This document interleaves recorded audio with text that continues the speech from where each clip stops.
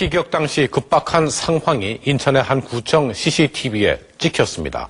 민간인 마을이 불타면서 연평도가 순식간에 아비규환에 빠졌습니다. 강나림 기자입니다.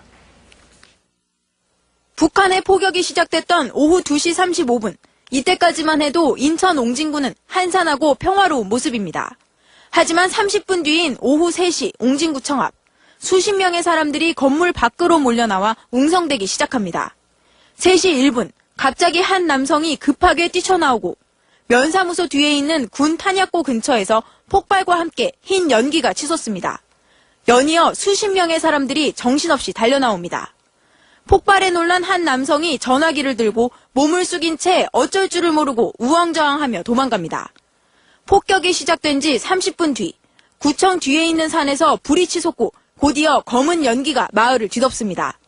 군부대 유류탱크 근처로 추정되는 곳에서 끊임없이 검은 연기가 치솟습니다. 30분 만에 군청 건물은 온통 뿌연 연기로 뒤덮였고 마을에 있는 산 곳곳에서 붉은 화염이 번져나옵니다. 민가 지붕이 새빨간 불빛이 선명하게 타오릅니다. 이렇게 피격된 민가는 480여 가구. 1시간 가까이 이어진 폭격으로 마을은 순식간에 화염과 연기로 쑥대밭이 됐습니다. MBC 뉴스 강남. 우리 군의 대응 사격은 교전 수칙에 따라 즉각적으로 시작됐습니다. 강력하게 대응하되 확전은 막는다는 대원칙에 따라 해안포 기지를 집중 사격했습니다. 엄지인 기자가 보도합니다. 올해 초 북한군의 해안포 사격 이후 우리 군은 교전 수칙을 이전보다 강경하게 개정해 일선 부대에 내려보냈습니다. 북한이 도발하면 경고방송 없이 즉각 대응에 나서고 북한이 한 발 사격하면 3발 이상의 화력으로 맞선다는 겁니다. 특히 우리 영토가 공격을 받으면 그 거리만큼 육해공의 합동전력을 동원해 사격 지점을 직접 격파할 수 있도록 했습니다. 이 같은 교전 수칙에 따라 우리 군은 북한군의 포격이 시작된 지 13분이 지난 오후 2시 47분 K9 자주포로 대응 사격에 들어갔습니다. 다만 전면전으로 치닫는 최악의 상황을 막기 위해 북한 해안포 기지에 한해 80발의 집중 사격을 했고 F-15K 등 전투기는 우리 상공에 머물면서 북한군의 추가 도발을 막고 동향을 파악하는 데 주력했습니다.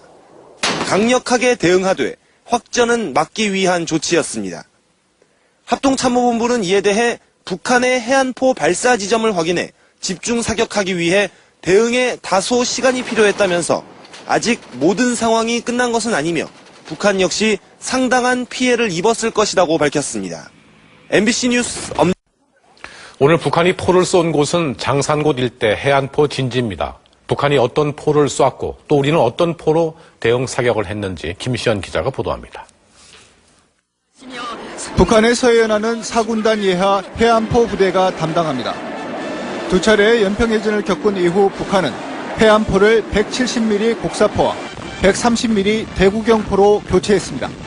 이에 따라 최대 사거리 34km까지 타격 가능한 전력을 완비해 서해 5도를 포함해 NLL 이남 지역까지 사정권에 포함했습니다. 서해안 장산곶에서 강령 반도까지 천여 문에 이르는 것으로 추정되는 해안포는 평소 동굴 내부에 배치됐다가 사격 시에만 동굴 입구 쪽으로 옮겨집니다. 중대당 4, 5문 정도를 운영하며 주력 화기인 130mm 대구경포는 1분에 6발까지 쏠 수 있습니다. 북한의 해안포에 대해 우리 군은 155mm K9 자주포로 대응 사격했습니다. K9 자주포는 포병 레이더를 이용해 북한군의 움직임을 실시간 포착하고 자동으로 대응 사격하도록 배치되어 있습니다. 사거리가 40km가 넘는 K9 자주포는 사거리와 정확도 면에서 북한의 해안포를 능가하는 것으로 평가받고 있습니다. MBC 뉴스